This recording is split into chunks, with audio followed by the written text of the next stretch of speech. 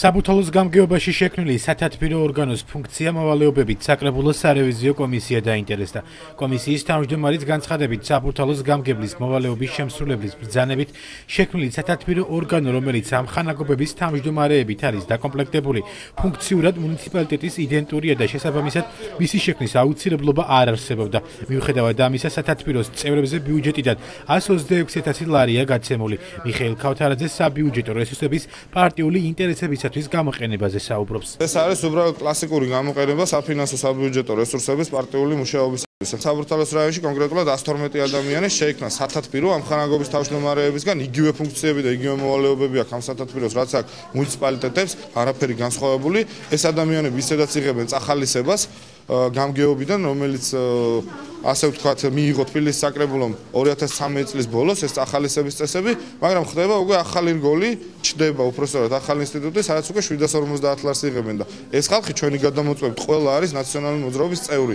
ამხანაგობის თავმჯდომარე და ამავდროულად საბურთალოს რაიონის გამგეობის სათათბირო ორგანოს წევრი ნოდარ ტატუაშვილი ამტკიცებს, რომ ახალი ორგანოს შექმნით ამხანაგობების თავმჯდომარეებს საქმის კეთება გაუმარტივდათ, რაც შეეხება პარტიულ ინტერესებს სათათბირო ორგანოს წევრები ამ ბრალდებას სულ არ ყოფენ და აცხადებენ, რომ ისინი არც ერთი პარტიის ინტერესების გამტარებლები არ არიან.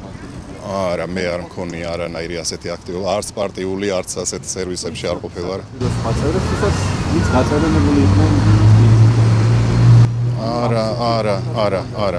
არ ვიცნობ ასეთებს. სათათბიროს ჩამოყალიბება მართლაც რომ დიდი დადებითი ძვრის მომტანი არის. 11 კორპუსი შემოვიდა ჩემს ხელმძღვანელობაში და ყველა თავმჯდომარე ასრულებს თავის ფუნქციას. ჩვენ ვღებულობთ ერთ გადაწყვეტილებას და მას მე წარმოვადგენ შემდეგ გამგეობაში.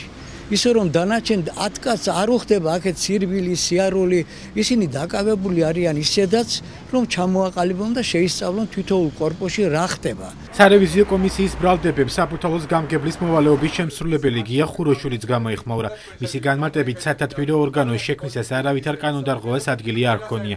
სარევიზიო კომისიის თავმჯდომარის განცხადებას კი ხუროშვილი ამხანაგობების თავმჯდომარეებზე ახალი შეტევის წამოწყებას და მათ ოჯახებზე პოლიტიკური ზეწოლის განხორციელებას უკავშირებს. კომისია არ დაინტერესებულა არც ერთი განმარტებით, რომელიც მას უნდა მიეღო როგორც ჩემგან, როგორც გამგებლისაგან, კონკრეტულ საკითხებთან დაკავშირებით და სასწრაფო წესით, ფათი-ფუთით მათ შეძლეს და დღეს გამოაცხეს ბრიფინგი, რომლის ძირითადი მიზანია საზოგადოების დეზინფორმაცია და შესაბამისად თავიანთი უსაქმურობის გადაფარვა.